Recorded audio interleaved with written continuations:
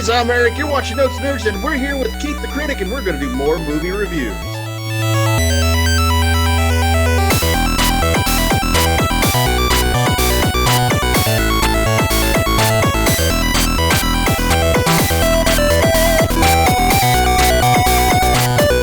Hello.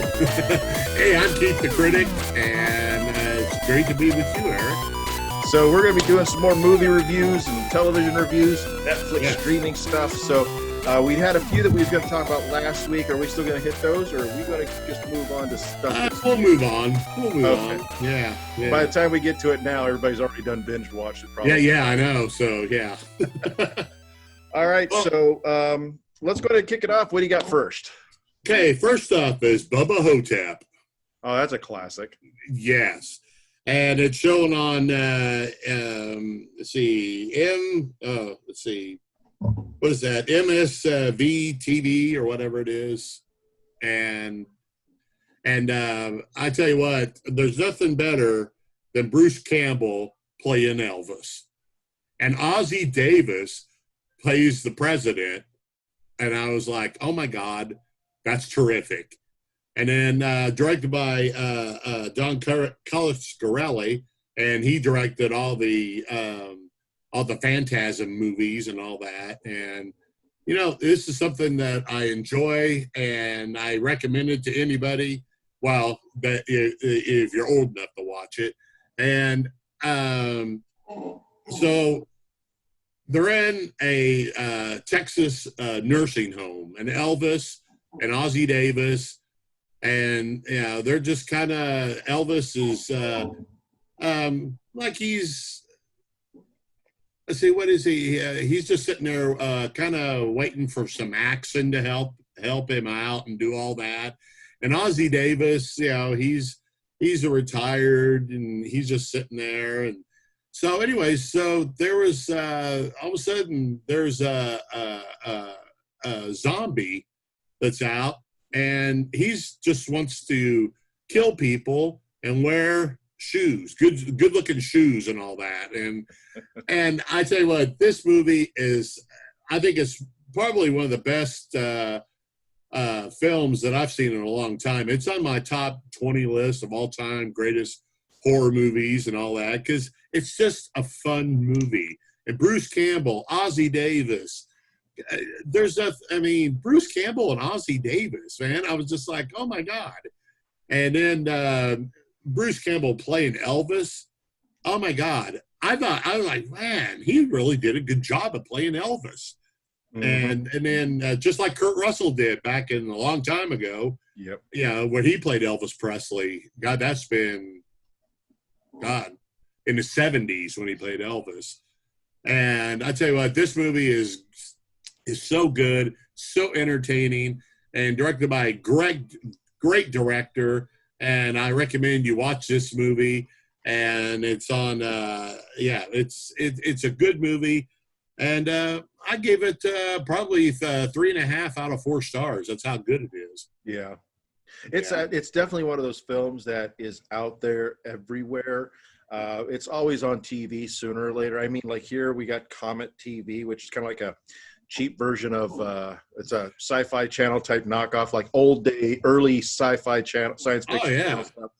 And they show it at least once a year. So yeah, it's always out there. It's easy to find if you're not on the streaming. So, and if you don't own it, why don't you own it? You know, well, this day and age, a lot of people don't own as many movies. I know. So I like to have the movies in my hand, man.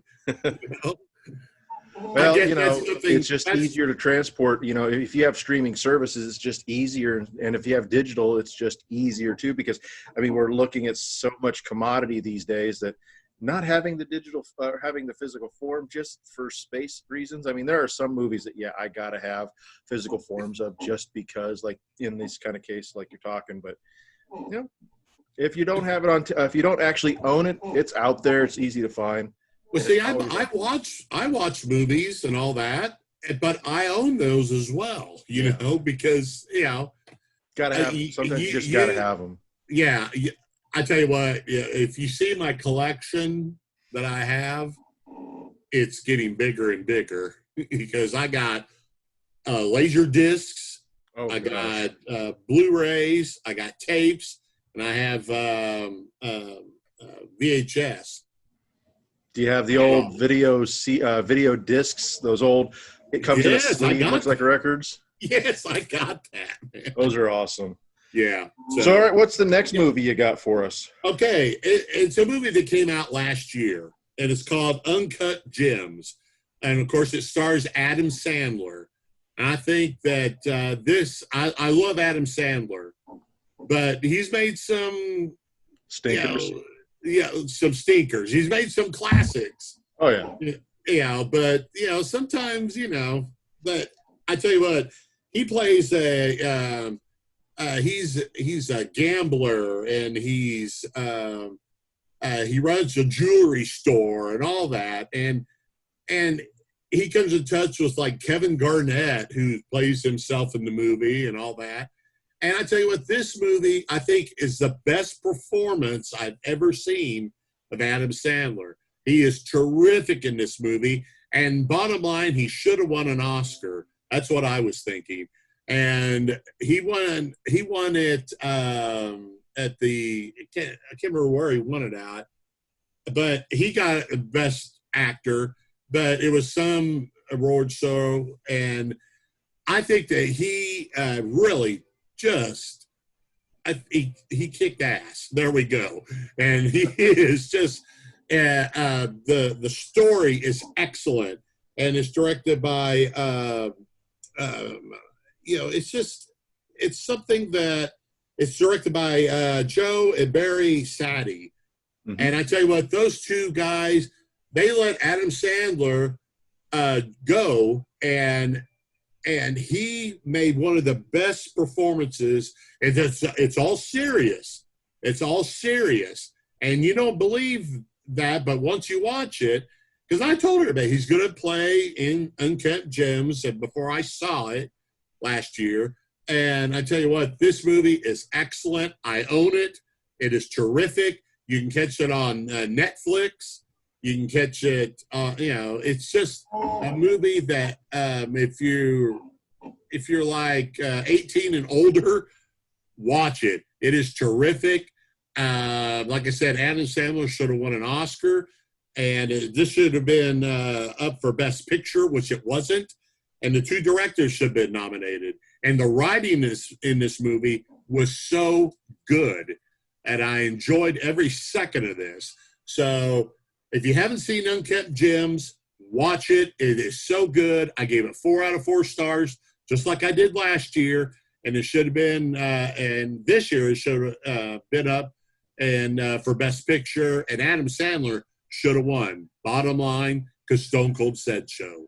So, well, I think one of the things that really kind of might have deterred some people was just the way he looked in the film.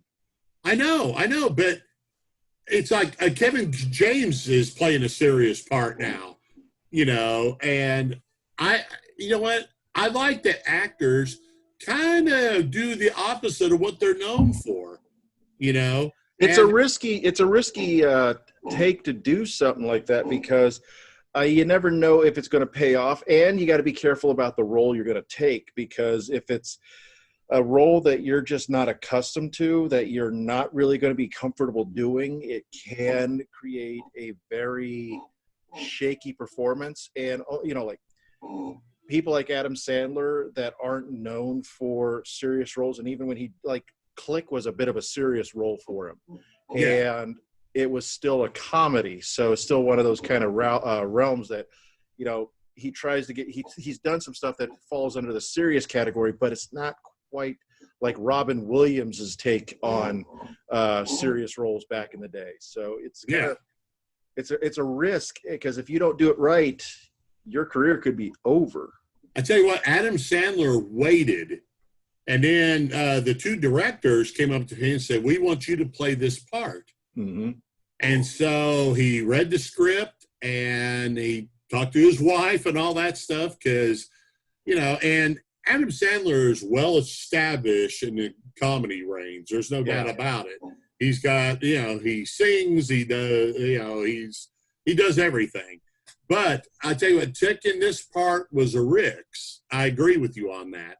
But I just thought that this movie was so good because it's done by, they come up to Adam Sandler and said, hey, we want you to play this role. Mm-hmm. And so they read it, and he did it. And bottom line, like Robin Williams was outstanding in Dead Poets Society. Yeah. He was so good in that. And then, Adam Sandler should have been up. He should have won the Oscar last year, but he didn't. But, I get, I'm into all this stuff. You know that, just like you are. It's just like, I just don't understand how the Oscars vote, because I used to vote for Oscars a long time ago. It's so political. It's ridiculous. Yeah, it is, because I pick who I thought should win. That's it.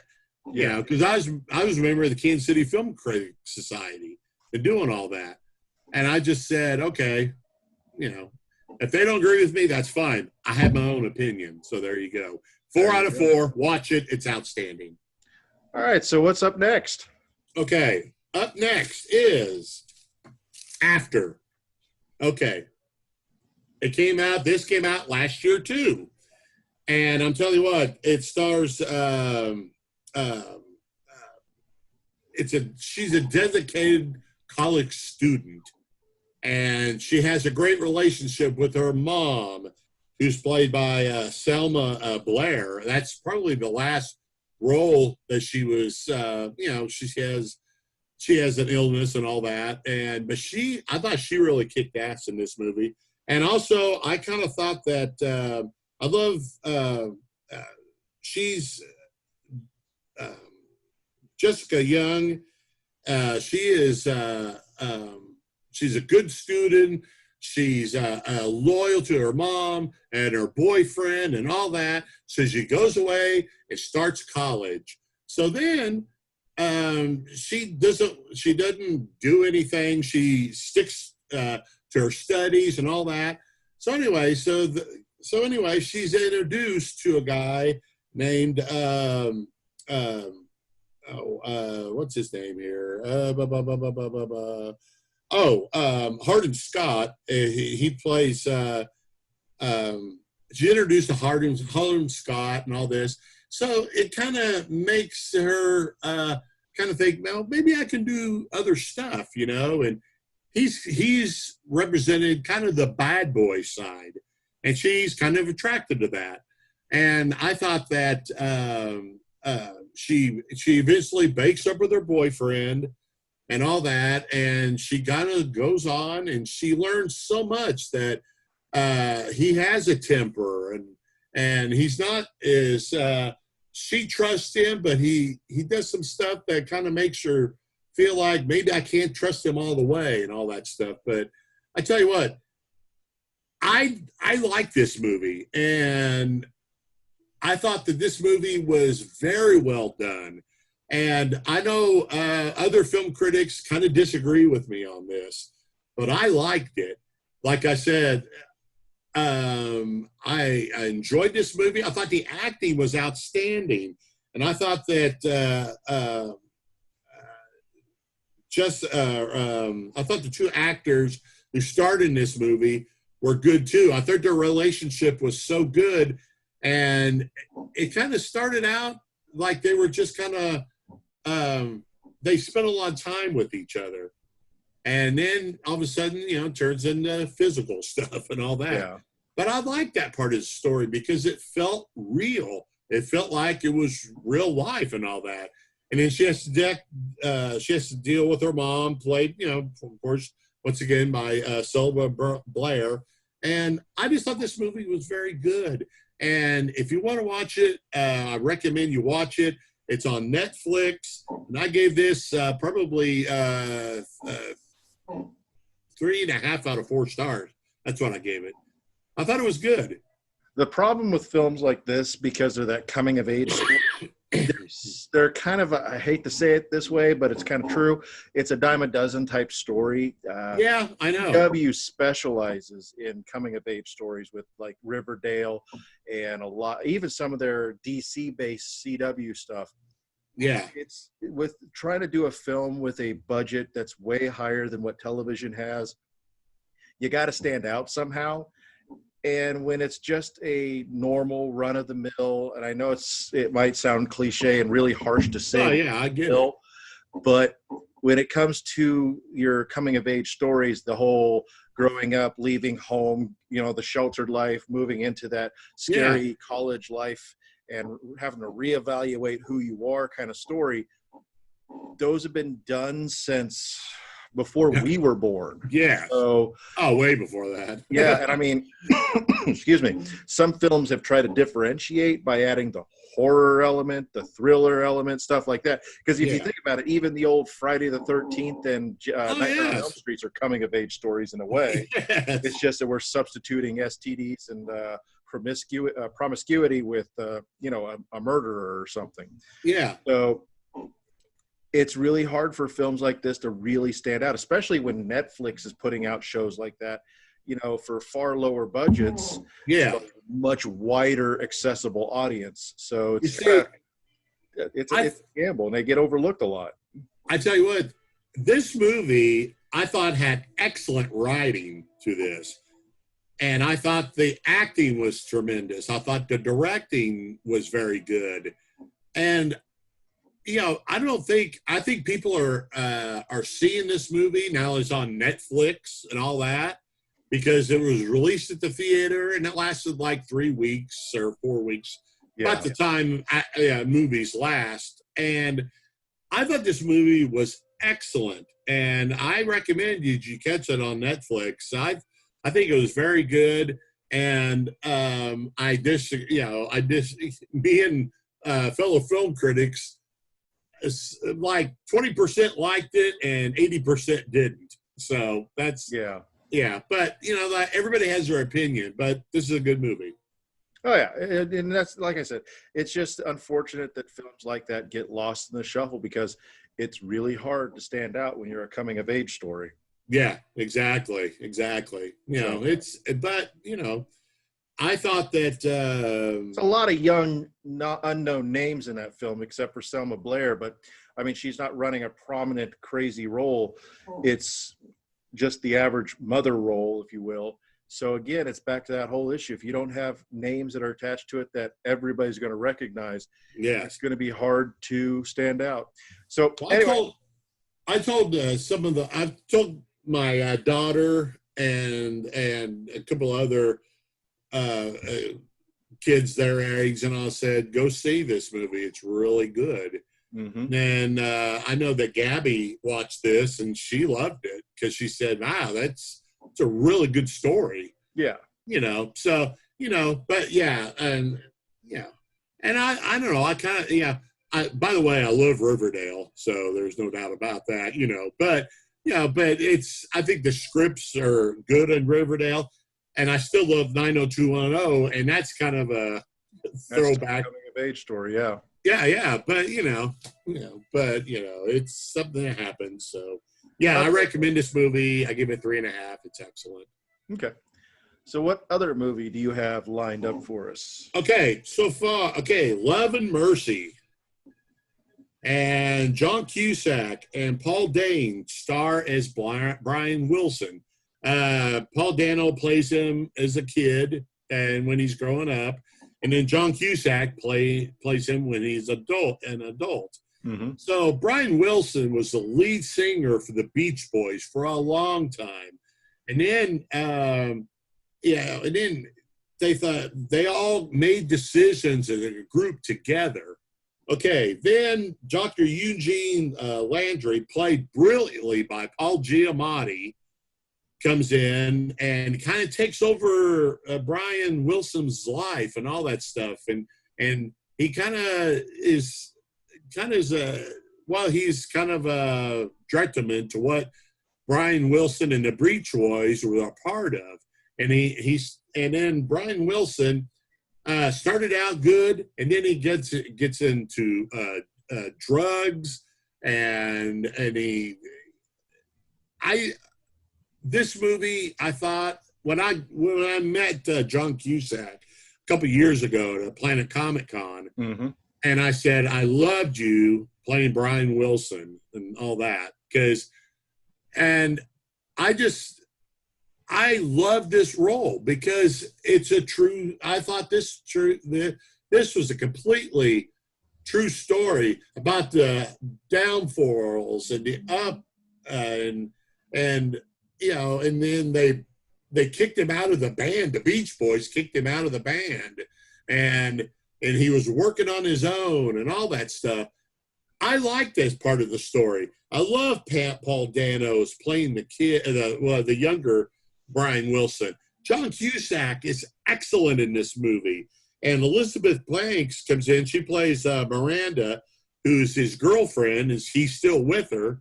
And this movie is so good. And Paul Giamatti and John Cusack should have been up for Oscars because they are so good in this role. And I recommend you guys watch this. It is a movie that you're going to watch it and you're going to want to watch it again because it's something that you just can't believe. Back in those days, in the early days of rock and roll and all that stuff, people went through so much stuff that wasn't publicized. Oh, yeah. And it was just like, and I love this story because Brian Wilson and the Beach Boys helped make this movie. And I thought this was an excellent role. It should have been up for Best Picture, Best Directing, because those are movies that you kind of trend to because it's something that's real. And I love all kinds of movies. We all know that. But I kind of like movies that tell this true story about true life, and I like that part of it. But I just went up to John Cusack, said, I loved you playing Brian Wilson. And, I love John Cusack, but I liked him in, his older movies. I think he's a really fantastic actor. And, and I just told him, I loved you in that movie, man. So, But yeah, this is 4 out of 4, no doubt about it. Watch it. And it's on Hulu right now. So, okay. Yeah. All right. Place to find it. And you said this has been out for a couple of years. I was looking it up, 2014. So, yeah, it's definitely out there. So it shouldn't be too hard to find. Again, like you said, Hulu, people can probably find it on a few other streaming services, depending. So keep an eye out. Absolutely. And you can catch it maybe on HBO or Cinemax or whatever too, but it's a really, really good story. And I told, Paul Jano and John Cusack and Paul Giamatti should be up for Best Actor, but they didn't get it. So, all right. On Netflix, Betty White. Before we go into that one too much, I just want to remind our viewers that if you want to help support the channel, please go to patreon.com/notesnerds, where you can start off by just giving us $1 a month starting tier and work your way up if you want to a higher tier. Sky's the limit, so to speak, but not quite. Different benefits come with each tier. Check those out, patreon.com/notesnerds. And if you want to buy stuff, we have a online merch store at shop.notesnerds.com. All kinds of good stuff, t-shirts, mugs, pillows, a bunch of other stuff. So check that out. And also, it only costs $1? For the Patreon, yes, for just $1. But don't forget, though, also subscribing and following and liking our content here on YouTube and Facebook. It does help get our reach out there further. It helps get us on trending. It helps us grow. That also is very important because ad revenue is always important. So let's talk about the Betty White movie now. All right. Betty White. the First Lady of Television. And this is a fantastic documentary. And Betty White's interviewed and all that. And I know she did a lot in her career. I remember a lot. I didn't watch it because I wasn't even born yet. But, you know, I remember the good when television, people did more than just being on the show. They were directing, they were doing writing, they were doing everything. And I love this movie. And Betty White is got 97, I think, or something like that. She's up there. Yeah. And she's going to star in a movie, Christmas movie on Lifetime. She's already going to do that. I was kind of like, oh my God, that's so cool. I love this story. I love that some other actors come on, and she was on Saturday Night Live, 4 or 5 years ago, and all the actors from Saturday Night Live, they all work hard on Saturday Night Live. Mm-hmm. Betty White worked even harder than they did because she loved what she was doing. She loved it back when she started. She loved it, when she was doing Password with the late great Alan Ludden, and she's still working. And she was great on the Mary Tyler Moore show. She was great on. She's just a great actress. Oh yeah. And I love the fact that Amy Poehler and Tina Fey and everybody said that they were all on that show because they wanted to be close to Betty White because she was hosting the damn show. And I was just like, that right there. And I watched that a couple of times, and I was just like, God, she is so good in what she's doing. And I tell you what, this movie is so good, and if you catch it on Netflix, it's Betty White, First Lady of Television, and you're going to be amazed about the career she's had, and she loves animals. She does about everything that's possible. And she never married after she's married to Alan Ludden. And she said that he was the love of her life. Mm-hmm. So, and she said that. And I was just like, you know what? If you're with one guy for all that time, and, that's something that people nowadays, like myself, you got to realize that sometimes it doesn't work out, but she didn't want to, they were that close. And, and that's something that you need to watch, and watch it with your kids. It's very good. Absolutely. She's a hell of an actress. That's for damn sure. Oh my God. Much. Yes. Yeah. And she's been a bit of quite a bit of a role model for a lot of women in film and television for years. So. Right. Mary Tyler Moore, before she died, mm-hmm. She was talking about how much Betty White and Cloris Leachman really, they were always there for her, and Ed Asner and, everybody else. They were always there for her. And, it's just, Hot in Cleveland, she won an Emmy for that. Hot in Cleveland, it was just like, she is such a good actress, and if you look at her whole career, she is just a fantastic lady, and I love Betty White. She's done it all. I mean, serious roles. She's done comedy. She's done serious. She's done horror. I mean, she was in Lake Placid, so yes. I mean, she's not afraid to do anything. She's not. Just does it, and it's great. Yeah, I mean, I love her in that movie. That's just a good movie, the horror film. Oh yeah, Lake Placid is, and the fact that she's the reason why the Gators or Crocs got so huge is because of feeding them all the time. Yeah. And she said that, she is never going to retire from acting. I just heard her talk about that, and I was just like, you don't need to retire. Come on.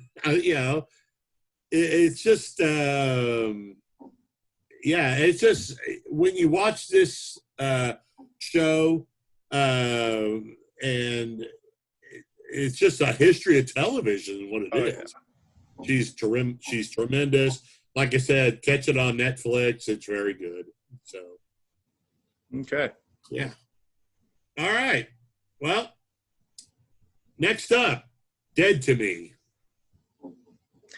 The wife has been watching that one, and it's an interesting show. Okay. Quite interesting. Okay. You're almost laughing. It's got a very interesting premise. I like the where it goes. It's a very solid show. I give it. Yes. Okay. This is a story.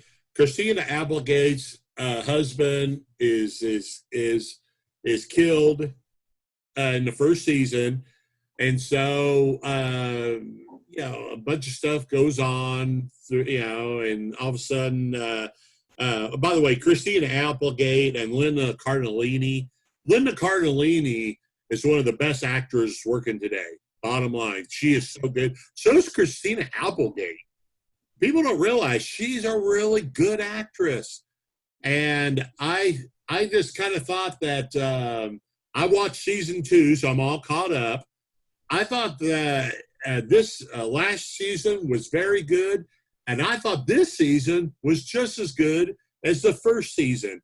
I'm not going to say anything about it because I don't want to give anything away, but I'm telling you what, you want to watch some good writing, some excellent directing, and two of the best actors working today, watch Dead to Me. It's on Netflix, and you can catch it. You watch all the episodes. How many episodes is your wife through? I honestly have no idea. I think the episode that she just got finished with today, as of this recording, was the city council meeting demanding a stop sign. And she called out one of the perverts on the board. Yeah. I'll tell you what, this movie, this show is, if you don't like bad language or if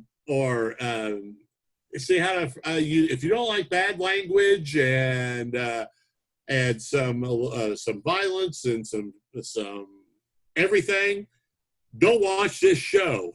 If you like it, watch this show, because this show is so good, and I hope that's up for Emmys for Dead to Me. Christina Applegate, Linda Cardellini, the directing, the writing. This show is so good, and I just think that you should just. This show is. How do I phrase this? This is probably, like I said before, this is the best series on cable right now. I can go with that. It's a solid, like I said, it's a solid show. It's got so much going for it. Great acting, great actors. Yes. The plots are really easy to follow. It's not over the top. It's just a really good show. Yeah, it is. It's a good show. And like your wife is watching it, and I recommend it, man. Watch this show. It is excellent. It's on for 2 seasons. We just finished the 2nd season, and watch it. If you can't watch it all the time, just watch it in bits and pieces. Mm-hmm. But watch this show. It's excellent, and you'll be drawn to the characters. The characters are so good in this role, man. They're Christina Applegate and Linda Cardellini. My God, they're great in this. Mm-hmm. And like I said before, you watch it a little bit at a time or whatever. It's only been on for 2 seasons, so it's 10 episodes or 20 episodes altogether. Yeah. Take your time, enjoy it, and I recommend you watch it. like I said before, it's probably the best series on cable or pay-per-view or whatever it is. And right now, it's probably number one. Okay. Yeah. So that is it. That's all you got for us today? That's all I got. Wow. So, all right, lots of good stuff. I mean, a lot of old stuff, some new stuff. It's a lot of good stuff out there, guys. With everything going on with the whole staying home and all that, there's always something to watch. If you have any recommendations of stuff you want us to talk about, let us know. I do want to let everybody know, as of this recording, it's Happy Ghostbusters Day, June 8th, which 1984 was the original release date of the first Ghostbusters film. So, got to remember the classics. I remember I was working at Taco Bell, and it came out the same year and it's me and two of my friends. We went and saw it, and then we went and saw it the next day and the next day and all that. Ghostbusters original, nothing can compare to that. Nothing. No. It's excellent. The only thing comparable is the cartoon Real Ghostbusters. Yeah, that's true. The sequel was okay. Yeah, it's not bad. The reboot, we just won't talk about. That one is a very divisive film to discuss. I appreciate and liked all the actresses. I thought they were doing the best they had to work with, but that's about all I want to say on that one. Because, by the way, I watched the first Karate Kid last night. Oh gosh. Well, yeah, and with Pat Morita and Pat Morita and Ralph Macchio. I tell you what, that movie is so good. And me and my girlfriend watched it last night. And then we were just like, damn, I just love the Karate Kid, and I love the TV series too. Okay.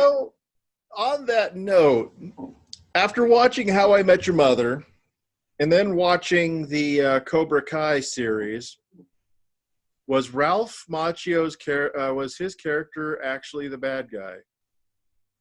A good question.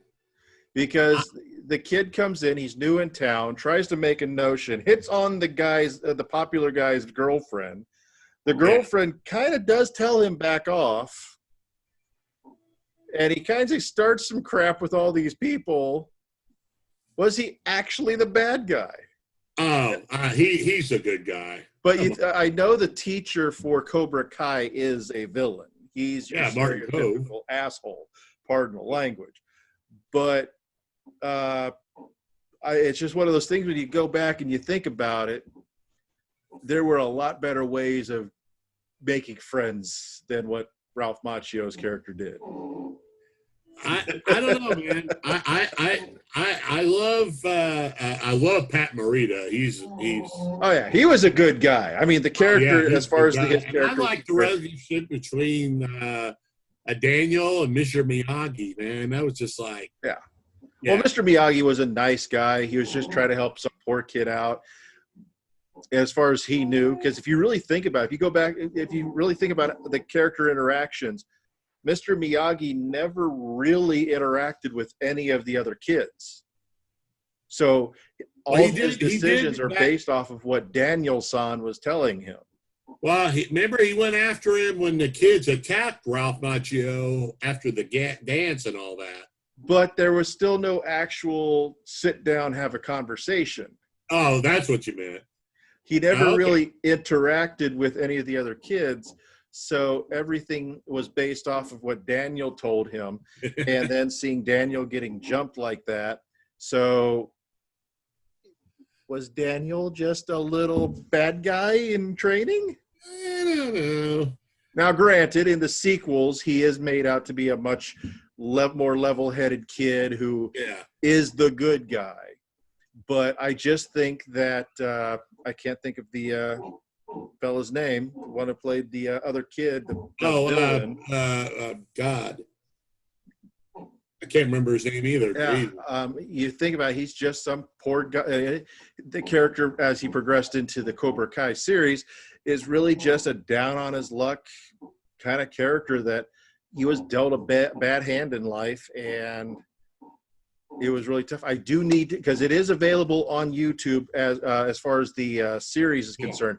It is free to watch. Oh, also, I'm sorry, it's Martin Cove that's the instructor in the movie. Yeah, the bad guy instructor. Yeah. I forgot. So hey guys, if you haven't seen that, it is available free now on YouTube. Now we're talking about movies of the past. Well, not just the movies of the past, but also the TV shows of the current based off those. So it's all full circle. Yeah, it is, man. I'm telling you what, if you haven't watched it, like you said, pick it up on YouTube. And I bought it. I bought both seasons in a box set. So there you go. Yeah. And I heard, I'm not sure, but I've heard that the producers for Cobra Kai are shopping it around for another streaming service, perhaps. So it might be leaving YouTube. We'll have to wait and see. And also, Elizabeth Shue's going to star on the next season. So we'll see how that all turns out. It might be on YouTube originals, and it might not be. It all depends on. Yeah, it would be cool if it went from there. If it went to Hulu or Amazon or Netflix. Yeah, I could see Disney picking it up somehow. Yeah, but they don't own the rights to that. No, but I don't think. I think the Cobra Kai. I think the reason why it's called Cobra Kai. Oh, that's right. Because this way they can continue using the characters and stuff. They just don't have the license for the especially since there was that really, I wouldn't say bad, but it wasn't good remake that had Will Smith's son. Oh my God! And Jackie Chan in it. Oh, I love Jackie Chan. I love Jackie Chan, but that movie, it was bad. No, as somebody who grew up loving martial arts and took a stab at trying to do martial arts back when I was in the military, I have one big pet peeve about the movie, about the remake. It was in China. Yeah. Jackie Chan was playing a Chinese character. Yeah. Which karate, being the show was still called The Karate Kid. Yeah. Is inaccurate because karate is a Japanese style, whereas it's not a Chinese style. No. So it's a misnomer regarding the title. And it's just a little pet peeve that whoever, the people behind the film, they wanted to slap a name on there that had some recognizability, some marketability. And unfortunately, they needed to change the title, but they couldn't, kind of thing. So it's just one of those pet peeves. You call it something. It's just a lack of research. And you know what? And they should have made another one. I mean, they shouldn't have made another one. I love Jackie Chan. I love Will Smith's son, Jaden. Yeah, but the two of them starring the Karate Kid, like you said, it's set overseas and all that stuff. It's not in L.A. That's where I'm getting off on it. Relocating it to a different country is fine. It was just the biggest issue was that you can't call it the Karate Kid when Jackie Chan's character, his version of Miyagi, was teaching Kung Fu. Yeah, I know. I'm just, there's a lot going wrong with it here, and it's just. Okay, I took my kids to the theater, and and I watched the one with Jackie Chan, and they didn't like it either. Gabby liked it because she's the youngest and she was growing up, and she goes, I really like that movie and all that stuff. And she was, God, I don't know how old she was at the time. But anyways, but my older two kids, they said, Dad, this ain't as good as the original. Thank you. It's not. It was bad. It was terrible. Terrible directing, terrible writing. It's just like not good. The problem with the Karate Kid as a whole, Cobra Kai works thanks to How I Met Your Mother, simply because they really flipped the script and went with who was the real bad guy here kind of aspect. So I like that's why Cobra Kai is working. But keep in mind, we had the next Karate Kid after the original trilogy. Yeah, and that starred Hilary Swank. And that movie, it flopped so hard. Yeah. It flopped so hard, it literally bounced, and we ended up with the Jackie Chan film. That's how bad it flopped. You know what? It starred Pat Morita and like I said, Hilary Swank, two good actors. And then they didn't need to make another one, of course. And, you know, I just kind of thought that if it was a little bit a better written script and all that, like it all goes back to the script. And the acting was good in it, but the script was lousy. And I thought the directing was that lousy. I think also it's an issue of timing. Keep in mind that the last Karate Kid film was released not too long before this one. Yeah. And you know, the Daniel San story, it ended on, I forgot. See, this is how bad it is. I know there's 3 films. Yeah. But I don't remember the 3rd film. And I've seen it.